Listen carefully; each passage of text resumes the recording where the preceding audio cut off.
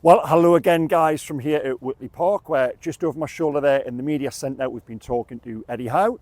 And then behind those bushes there, I can hear Newcastle coming out to train. Now, that pitch behind me there, yeah, was once an unused sub in a cup final here. But yeah, we'll get over that and let's move on to Newcastle United and what's been said with Eddie in the big news coming out of yesterday and into the day. It was a story I broke yesterday. It's on the back page of the Daily Mail this morning, and that is that Newcastle aren't in contract talks with Alexander Isak. Right, guys, sorry for the early interruption, but we've had to move because of the grass is being cut just over my shoulder there.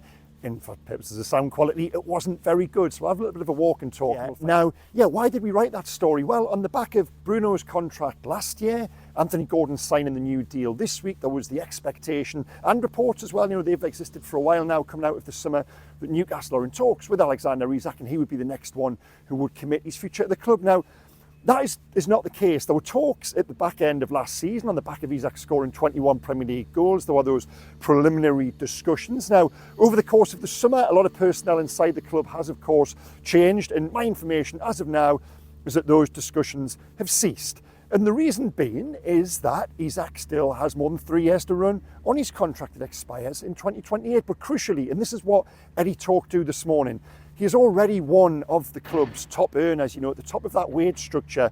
And Eddie said when asked about this, they've got to be extremely careful in a PSR world where they go with this. Every contract renewal counts and has a knock-on effect. He used that phrase twice in terms of what you can then do in the transfer market. Now, you might turn around and say, well, why did Anthony Gordon get a new deal? Well, Anthony Gordon, there was scope within the wage structure to take him towards the top, to join the likes of Bruno and Alexander Isak. With Isak, there's nowhere to go. So why would the club, this is from the club perspective, we'll talk about Alexander Isak in just a second, why would the club give Isak a pay rise that would then shatter their wage structure, create issues with PSR in their ability to spend, and also probably create issues with other players like Bruno and Gordon who want to be at the top of that structure with Isak. Also, and this was my information at the end of last season, why wasn't there a deal quickly done then? Well, I think there's some reservation or reluctance on the part of Isak's camp. Now, they don't want to commit to X amount of years more if that then makes it difficult.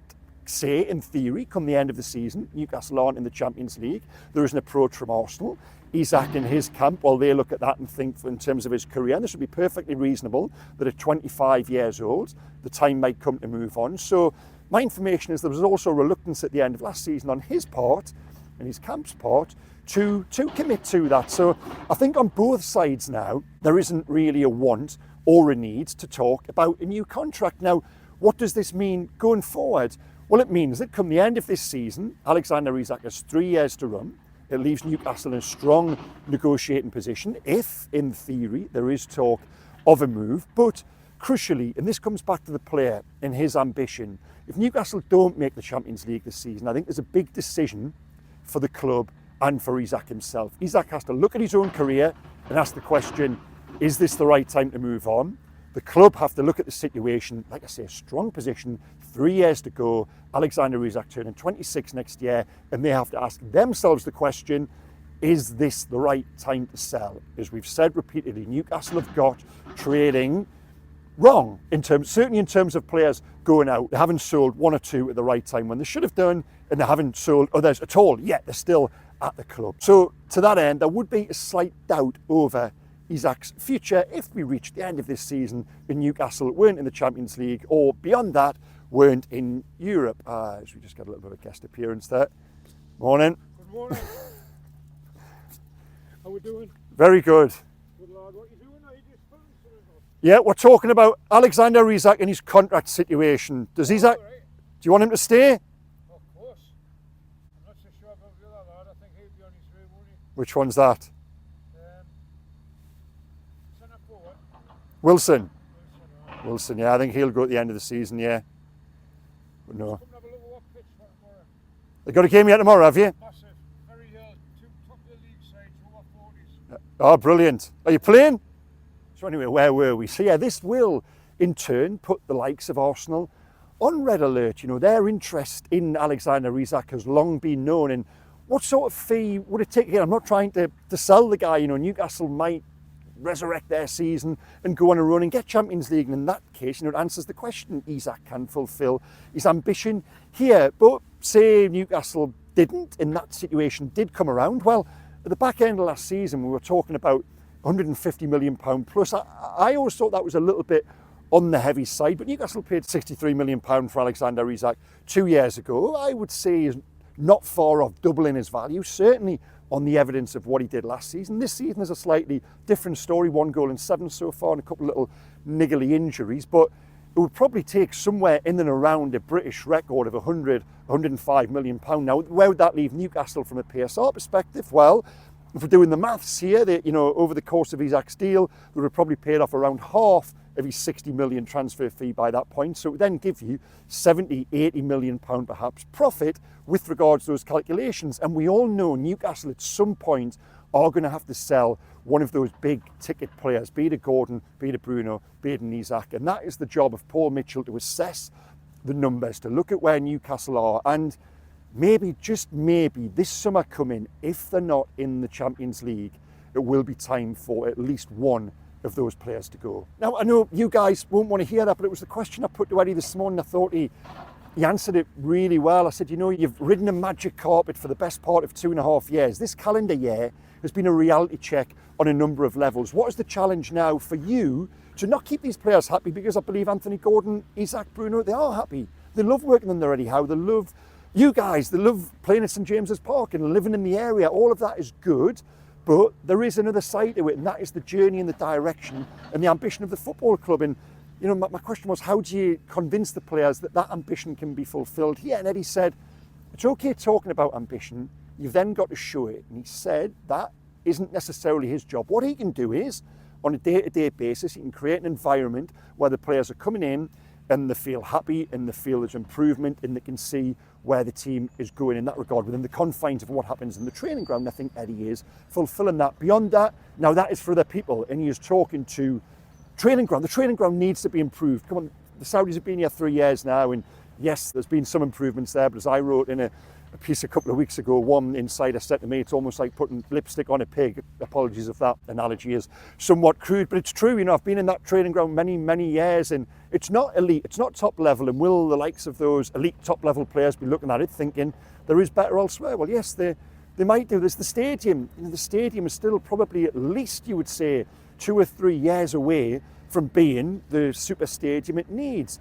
You can add 2 or 3 years in age onto all of those players we've just spoken about. So infrastructurally, and the means there for Newcastle to then go out, and that translates into buying more quality players, because that's what those top players want to see. They want to see more coming in, and that convinces them that this club is on an upward trajectory. And like I said, this year, we're looking at that, they're looking at that. I think there's a recognition among Eddie and his staff and others internally that, the magic carpet has just come back down to earth. And in many ways, what they did during that first 2 years, because of incredible recruitment, brilliant coaching, the momentum, a feel-good factor, it was a little bit of an illusion. And this now is the reality of where Newcastle are at. And the Alexander Isak example is the perfect case study. They can't afford to give him much more money because he's already at the top end of that wage bracket. Yet, if there is more on offer elsewhere, is there not an acceptance that, okay, Alexander Isak in Newcastle have reached the end of their cycle? That is a question for down the line. But in terms of the news we brought you yesterday, like I say, exclusively at my Newcastle Confidential column, is that, well, those contract talks and that expectation that Isak will be the next cab off the rank with a brand new deal, well, that isn't happening yet. And I don't think it will happen this season. Now, what can Newcastle do in the short term to convince those players that ambition and that journey, it is still on track? Well, they can start winning games again. And Eddie was telling when Eddie said, for all this talk of players having Champions League ambition, it's a two-way thing. He threw it back to them and he said they've got to show they are Champions League players. They've got to produce that on the pitch. And so far, those biggest stars, even the lesser stars, as a collective, they just haven't really shown that this season. And the easiest way to be a Champions League player, well, that is to make sure the team you're currently playing for qualifies for the Champions League. Now, to that end, and again, this was news we brought you yesterday, that hasn't been helped by another setback for Callum Wilson. He didn't make the Brighton game last week, just needed a little bit of extra time. He trained at the start of this week and apparently was looking good. Everything was on track for him to be involved against Chelsea, but he's felt a tightness in his body and he's going to miss all 3 games next week. Now, that's a huge blow for Eddie, for the player, for the team, because what it means is Alexander Isak is going to have to go again, and we know that Isak is a better player, as we saw towards the end of the 22-23 season.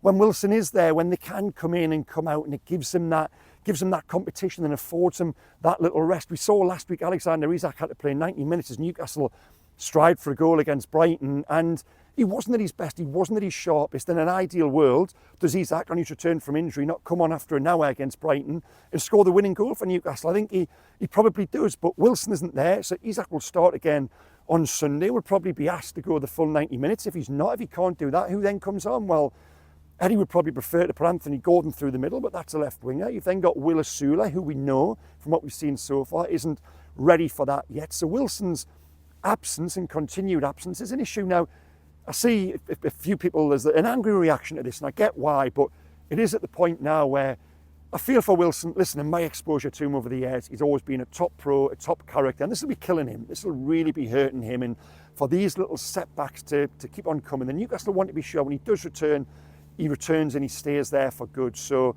this will be hurting him, but I wouldn't direct that anger towards the player himself.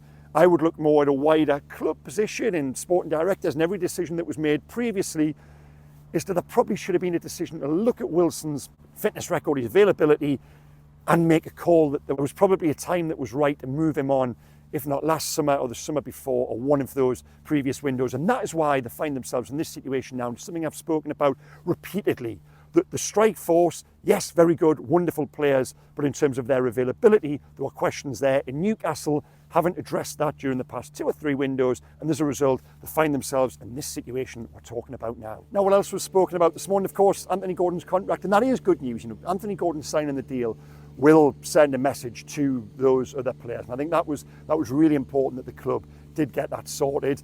And with regards to Gordon himself and where he is at now, he was probably getting somewhere back to his best, and this is Eddie's words and, you know, my own interpretation watching it, before he went away with England. He then played an hour with England over 2 games, and that does set a player back, and Eddie admitted he returned in not his best condition, and that probably showed in the game against Brighton, where I thought he had that brilliant start, but like the team, he was one of those who faded. Now, they've had a full week of training with Gordon, and I think they've really specifically honed in on Gordon and Isak and getting work into them individually in terms of that physical condition, but also as a pair. And it was the video I did 7 days ago talking about that two together. Gordon on the left, Isak through the middle. That is the key to unlocking Newcastle's season and turning those two things together, the performances coupled with the results. Because as we've seen so far, they had the results but not the performances. Now they've got the performances to a degree, but not the results. Now, of all the games to try and get that back on track going down to Chelsea on Sunday, wow, you just look